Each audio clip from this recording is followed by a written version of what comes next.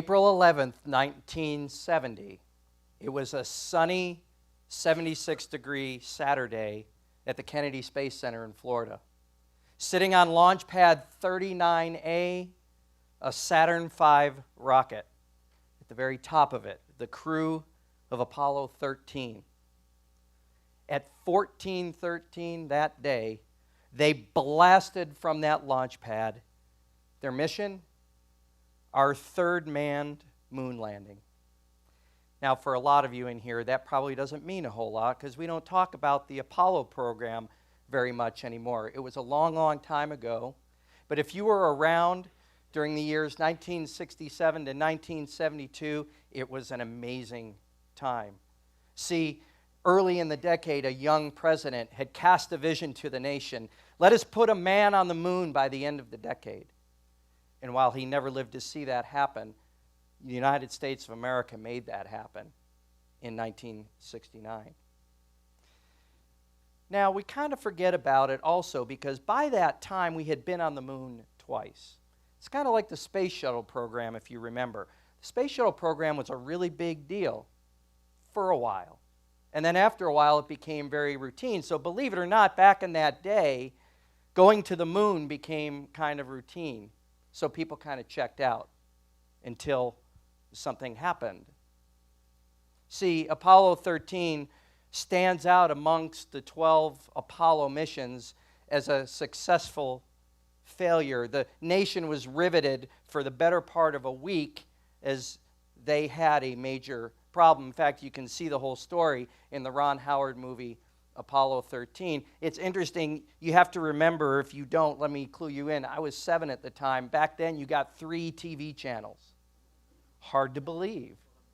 It wasn't like you could check out and bring up Netflix when you were tired of watching all this coverage of this unfolding disaster. But it literally riveted the entire world. So as the story goes, when they take off, 55 hours, 53 minutes, 18 seconds into the mission, the spacecraft reports a loud bang. And that's where we get that famous quote by Mission Commander Jim Lovell, "Houston, we've had a problem." Well, what happened was, the short story is that there was a short circuit that caused an explosion in a liquid oxygen tank. Now, liquid oxygen is everything to that spacecraft. It's oxygen, it's fuel for the rockets, it's electrical power. And it did so much damage that they went immediately from a mission to the moon to survival. They were 205,000 miles from Earth by this time. They were between a rock and a hard place. They were in an impossible situation. Would they make it back alive? NASA needed a miracle. Now, 3,500 years earlier, an entire nation of people is between a rock and a hard place. They're stuck between an approaching enemy and a sea with no way out. Their leader, Moses, needs a miracle. That's what we're going to talk about today. What do we do when we're faced with it, whatever the it is? What do we do when we're faced with this series of things, from the most irritating and annoying all the way up to the life and death? That's what we're going to talk about, because you and I both know there's times in our lives when we face things and we think that nobody's there for us, that any help, any oxygen for us to breathe is thousands of miles away, or so it seems. And it seems like everybody that's approaching us wants something from us, or they want to hurt us, or they want to just kill our soul. That's what we're going to talk about today. What do we do? Let's pray. God, thank you so much for today. Thank you for who you are, because who you are provides answers and hope and a way forward. And I pray today that you would tell us what we need to do, or help us to understand what we need to do, from the person who may believe in you not at all to the person who has laid their life at your feet. Please help us, because we all need that. We love you, and we pray this in your name. Amen. So we're going to be in the book called Exodus, and Exodus is actually the second book of the Bible. You may know, or maybe if you don't, the Bible is broken up into 2 large chunks, the Old Testament in the New Testament. And the book of Exodus is right there in the second book of the Bible. And last week, Jason introduced us to this guy named Moses and told us a little bit about his story in Exodus chapter 3 and 4 area. And he told us how God sort of got a hold of Moses and talked to Moses and talked to him in kind of a strange way and really sort of mentored and guided Moses because God had his eye on this nation that was in slavery. This nation of Israel. The Israelites were in Egypt, and they were under the control of this guy named Pharaoh, who was the king of Egypt. And they were enslaved there. And God told Moses that they were his people, and that he would use Moses to lead those people out of Egypt. So I'm just going to kind of go through the highlights of it because what we're talking about in the area of the Bible that we're at, there's a lot of reading there. So I really just want to kind of drill down to what happened because there's a main point that I really want to get to. So here's what we know so far. Moses is God's guy. He's the guy, the mission commander, the one who is going to move Israel forward. And we know that Pharaoh is holding these people hostage. But little does he know that they have God on his side. And God is telling Moses, I want you to tell the people, I'm going to free them. I'm going to be with you. I will tell you what to do. I will tell you what to say. And God actually creates some conditions for Pharaoh where he just has to release them. Like you've heard about, maybe you've heard something called the plagues. Well, God just made life miserable for Pharaoh, so that every time Moses showed up, Pharaoh was like, every time this guy shows up, something awful happens. And he just got tired of it. And finally, he let them go. So there they are. They're on their way. They have this great journey.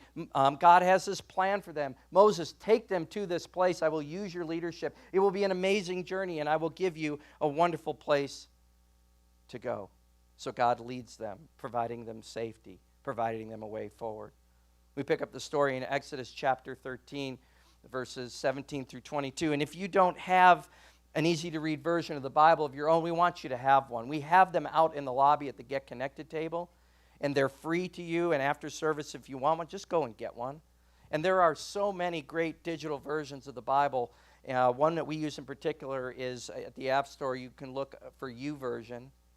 And there is just an amazing app that helps you to engage and read and kind of understand and learn about the Bible. That's what we want for you. We want you to understand what it says because we say here that it is God's written word. This is the belief of Christians around the globe, that he penned those words in there through the writers. And most importantly, he just has a ton to say to you and me. So we want you to have that. We also have our Forefront app. You can also get that at the App Store. We keep trying to enhance it and make it better because we want you to engage what happens here. We want you to learn. We want you to grow. We want you to bring your families. So we provide a lot of resources and a lot of things to help you learn about us a little bit better. So we're going to be in chapter 13 of Exodus. If you don't have anything to look onto, you can just look at the screens. It'll be there, and you can follow along. When Pharaoh let the people go, God did not lead them on the road through the Philistine country, though that was shorter. For God said if they face war, they might change their minds and return to Egypt. So God led the people around by the desert road toward the Red Sea. The Israelites went up out of Egypt, ready for battle. Moses took the bones of Joseph with him because Joseph had made the Israelites swear an oath. He had said, God will surely come to your aid, and then you must carry my bones up with you from this place. After leaving Sukkoth, they camped at Etham on the edge of the desert. By day, the Lord went ahead of them in a pillar of cloud to guide them on their way, and by night in a pillar of fire to give them light, so that they could travel by day or by night. Neither the pillar of cloud by day nor the pillar of fire by night left its place in front of the people. This is an amazing story because it's a story where you can actually see regular people having an actual tangible interaction with God. He's there. It's a little strange, pillar of fire, pillar of cloud, but he is with them. So the sense that you get is that they're on their way, they're moving, they have a clear mission, they have a leader. God's got this under control, and it is awesome. Everything is looking good. And that's exactly the way we want our lives to be. We want everything good. No drama, no issue. Kids pop up in the morning, no problem. They get dressed on their own. They scamper downstairs. They're happy to go to school. They want to eat what you give them. They brush their teeth. They run out the door, skipping to the bus. You get in your car. You drive. Every light is green. Everybody moves out of your way. You get to work. Everybody loves you. Everything's awesome. Nobody takes the last cup of coffee. All your relationships are good. Everything's amazing. You're healthy. You look like you're on the cover of a Men's Fitness magazine. It's good. This is what we like. This is what we want. And then it happens. I don't know what it is that happens, but it happens. All of us have things that happen because a lot of what we want isn't often what happens. So from the most annoying, irritating few things to the most horrible, life-changing, life and death situations, it happens. In less than a second, Apollo 13 went from going to the moon to the very slim chance that they were going to be able to get those 3 astronauts back alive. In less than a second, it happened. Here on Earth, we face things all the time. Some of them, depending on who you are and how you sort of perceive things, some of them are not that bad. Others are awful. What do we do? Well, let's go back and look at our story. When we hit Exodus chapter 14, the Israelites are on their way. Everything is glorious and good. By verse 5, Pharaoh realizes, my workforce is gone. What do? I want them back. This was a dumb idea to let them go. So he forms an army, and he starts to chase them down. You're an Israelite. You're walking through the desert. You think everything is fine. You don't know that Pharaoh has just dispatched an army to yank you back into slavery. Your whole situation, your whole outlook, your whole paradigm is about to get turned upside down, and you don't even know it. There are things that are going to happen to all of us that we don't even know yet. What do we do? Then it becomes clear as we start to approach verse 11, the Israelites start to notice an approaching force. They realize who it is. They want us back. They're running after us now. You know how it happens in a crowd. Gossip begins. What's going on? What's happening? Maybe there's a little bit of chaos. Maybe there's a little bit of confusion. But it starts to get difficult. We start to figure out what is going on. We start to lose hope. We start to despair. We get emotional. What do we do? By verse 11, they are so upset. They're so sure that they're going to be left to die in the desert that they start to complain to Moses. They're just flat angry at him now. Why did you take us out here to die? They forgot everything that they were told before. Moses is going to pull this thing together, and he steps up and he says, Exodus chapter 14, verses 13 and 14. Moses answered the people, do not be afraid. Stand firm, and you will see the deliverance of the Lord will bring you today. The Egyptians you see today you will never see again. The Lord will fight for you. You need only to be still. As everybody's losing their minds, as everybody's trying to figure out what's going on, and they have forgotten the promise, Moses stands up and he says, shh. Hey, cool it. Keep calm. God has got this. I told you this. He told me this. And this is exactly the point at which we start to ask questions, right? People of faith would say, I planned, I prayed, I was faithful, I did everything I was supposed to do, and it didn't work out. It didn't work out the way I drew it up. What is happening? Where is God? Why? People who maybe have a little bit more of a nominal faith, don't believe in God, very skeptical, would say, see, this God of yours is no God at all, because he would have come down and he would have fixed this. See, I know why I don't believe. This is not true. We have a choice. What do we do? Are we going to run? Are we going to give up? Are we going to turn around and run back into slavery? Are we going to sit there and run out of oxygen? Are we going to let our world explode? What did NASA do? They were facing absolute certain death. like literally everybody outside of NASA, if you listen to the media, it was very surely that these guys were not going to make it back because of everything that was that they were facing. What did NASA do? They didn't skip a beat. You can go on the internet and you can listen to the actual transmission between Mission Control in Houston and Apollo 13 crew, and then all the communication that's going on there in Mission Control. And unless you know what to listen for, you don't even know anything's happening, anything that's happened bad. Unless you listen for the Houston, we've had a problem, you don't really know because there's no change in tone. There's no change in emotion. There's no change in their approach. They're taking it as it comes, and they're working the problem. They had a decision to make, and they had made it. It was part of their culture. Moses had a decision to make. He had already made it. It was part of his culture. And we have a decision to make when we're faced with whatever it is that we're facing in that moment. We get the answer. Exodus chapter 14, verses 15 and 16. Then the Lord said to Moses, "Why are you crying out to me? Tell the Israelites to move on. Raise your staff, stretch out your hand over the sea to divide the water so that the Israelites can go through the sea on dry ground." When we face it, when you face it, we have to move on. We have to keep moving. That's the only choice we have, and that's exactly what NASA did. They acted.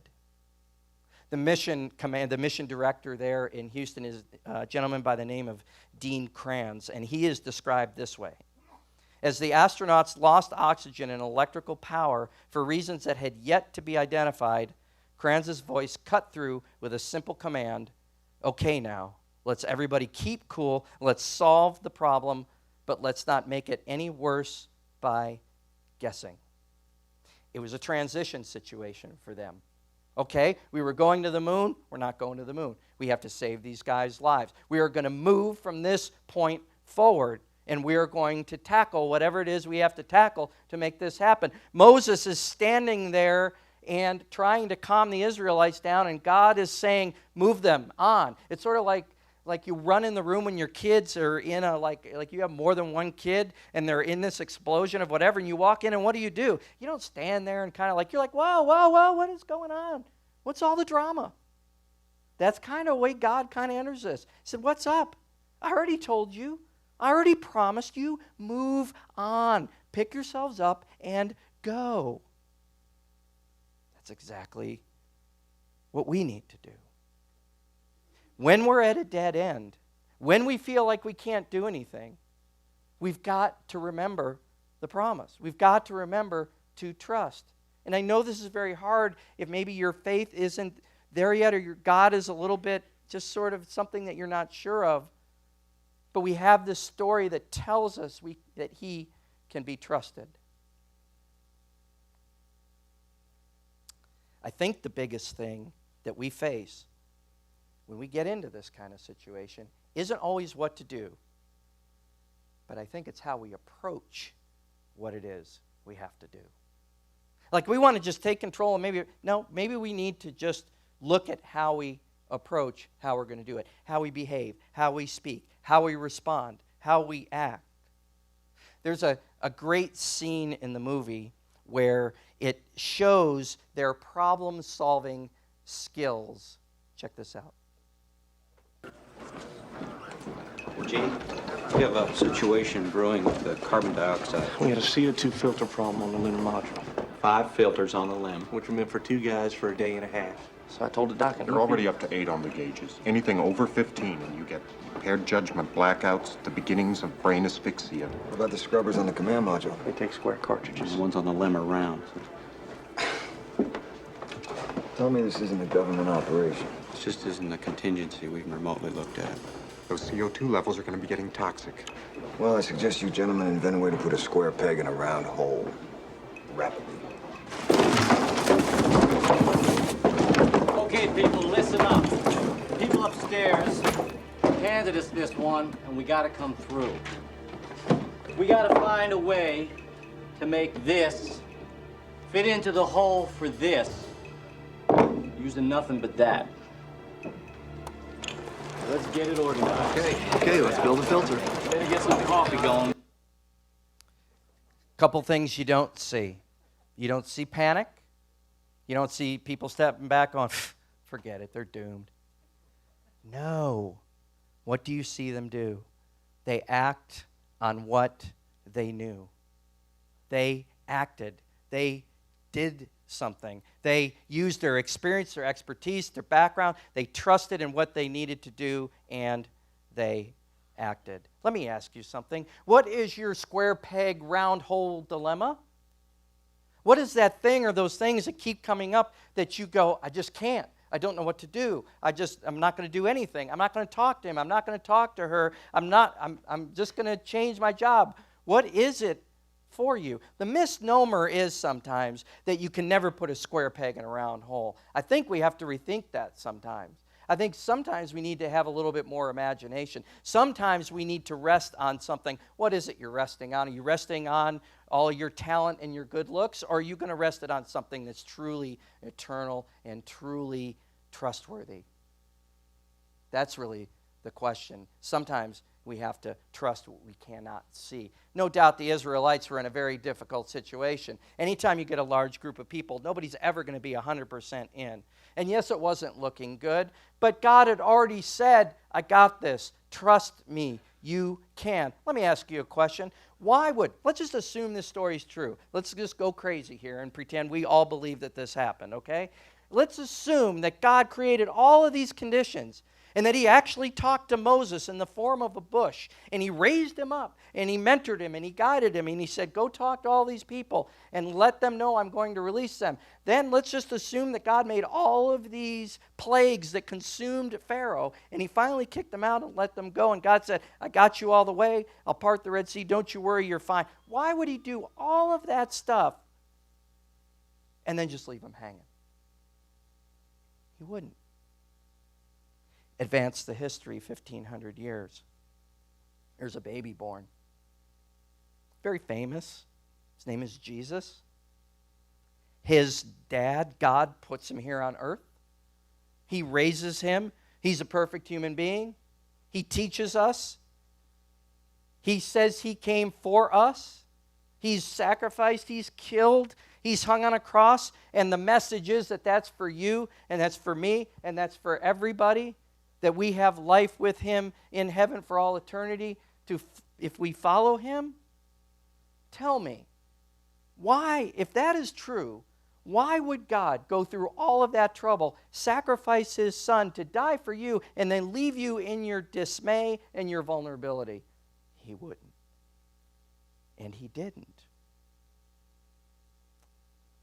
Sometimes we just have to move because we have to, and it's okay, because we're not always going to see what God is doing, but we can trust him. We can trust what we can't see. I don't know if any of you have ever taught a teen to drive. If you haven't, I'm going to spoil a surprise for you. It's terrifying. Absolutely terrifying. Here's the thing. Parents know everything. Teens know nothing. Parents have all the expertise and experience. Teens have none. When I taught my girls, this was just my approach, I had some rules.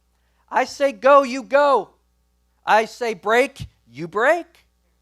I tell you what to do and how to do it, you do it. Why is that? Because sometimes I know that you have to go and you don't know you need to go. And if you don't go, it's going to get bad. And sometimes I see things that you don't, and you need to break because I said so. So what you're trying to do, the way that this is successful, is the teen has to buy in that you know more than they do. Teens, here's a little unsolicited advice to you. This is free. Some counselors charge $75 an hour for this. I'm giving it to you for free. If you ever want to drive one of your parents' vehicles, your going in position needs to be, I will do whatever you tell me in whatever way you say for me to do it. Okay? That's just the way it is. Okay? So if you want more explanation on that, I'm happy to help. Okay? But here's what we're trying to do. Our kids do trust us. They may act like they don't, but deep down they do because they're dependent on us. So even if you have a difference of opinion behind the wheel, it really doesn't matter. Some of the reason why they're arguing is just because they're teens, and that's kind of what they do. But deep down, they trust you. And what you have to convince them is, what I say, you have to trust, whether you can see it or not, because it will turn out better that way.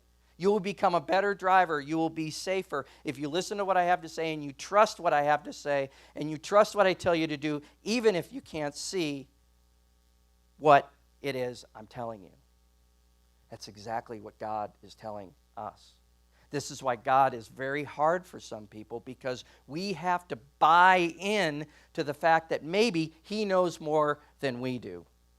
At the beginning of the story of the Israelites, when I read it, you may have caught it, it says there that they did not go the shortest way that they could, that God did not lead them to the shortest way, right? He led them a longer way. Why did He do that? Because God knew that He had to develop that people. He had to give them experience of being out there, because He knew they would encounter things they were not ready for. So He led them around a longer way so they could take the time to develop that. God does that to us too. You know, there were two ways Apollo 13 could have come home. They were 205,000 miles away. One group of people said, turn them around right now and bring them back. But that would have involved using equipment that may have been damaged. And had that not worked, they literally would have crashed into the surface of the moon. They never would have made it. What did they do? They took the longer route. If you read the story, they actually go around the moon. I don't understand the physics behind it. I'm a pastor, not a rocket scientist. But apparently, you gain speed this way. You gain time to get a good trajectory so that you can get home. They had to believe that NASA knew better. We have to believe that God knows better. Sometimes when we're in it, and let's say we buy into this whole move on thing, but it's not happening immediately, we just have to trust that maybe it's not the immediate that we need. Maybe there's something else. We have to trust what we can't see. Christine Caine is an amazing speaker and author, and in her latest book she writes, you must learn to believe the truth of God's word over the facts of your circumstances. You must learn to believe the truth of God's word over the facts of your circumstances. It is so true, because when we get into the middle of whatever it is, if it's the day-to-day or the life and death, we have a tendency of becoming more Israelite than NASA. We're going to complain, or we're going to get emotional, or we're going to do things that we wouldn't normally do. We have to discipline ourselves, get in the position of saying, no, maybe there's another way. We have to move on. Very first thing we need to do is move on trusting that God is in the middle of this.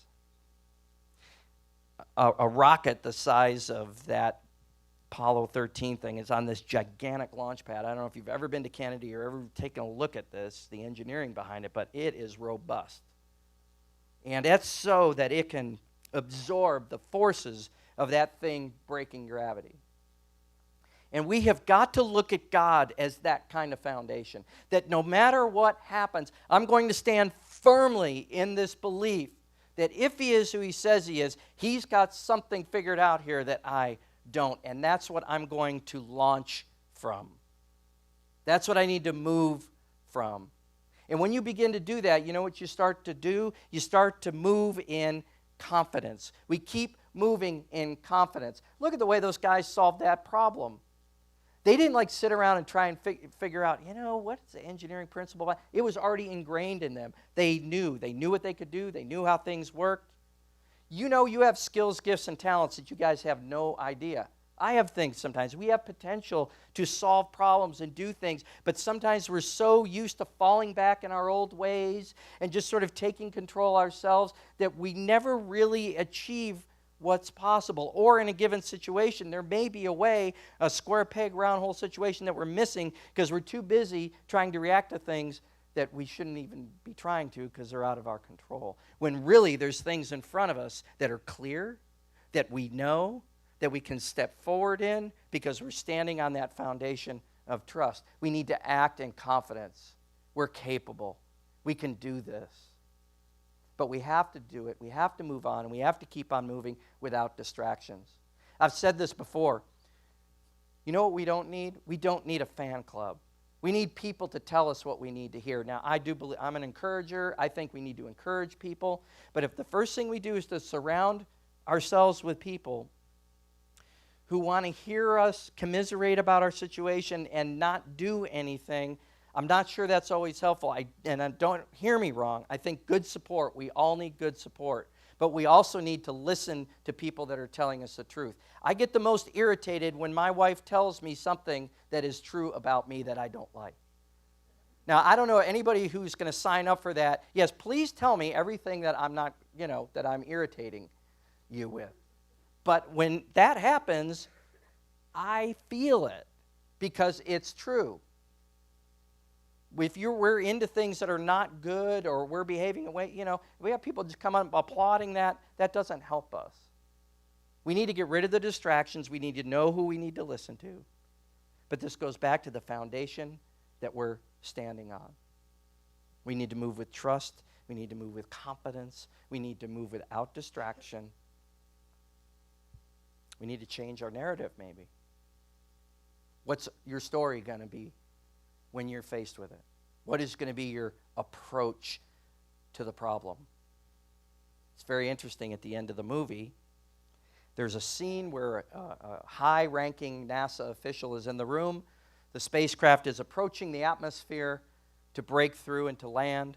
And the public affairs officer who's been dealing with the media through the whole situation is standing with the NASA guy running through these things with him, and he says to the NASA official, we don't know that the heat shields have turned around. We don't know if there was enough battery power to pop the parachutes. There's a typhoon in the area of the splashdown. And the NASA official says, I know what the problems are. If it doesn't work, it would be the worst disaster NASA ever experienced. Gene Kranz is like 2 feet away, and he hears this, and he turns to them, and he says, gentlemen, with all due respect, I believe this will be NASA's finest hour. And it was. They got home. And Moses' finest hour is when he stood before his people and led them through a parted sea as God had promised. And God's finest hour was when his son breathed his last on the cross for you and for me, and he could stand back and he could say that my son died for you. You can trust him. And our finest hour is when we're facing it, or whatever the its are, and we decide to stand on a foundation, a launch pad of truth, and walk forward and move on. We sang a song this morning, You Make Me Brave, and there's a lyric in it that I jotted down that says, no fears hinder the promises you made. That's absolutely true.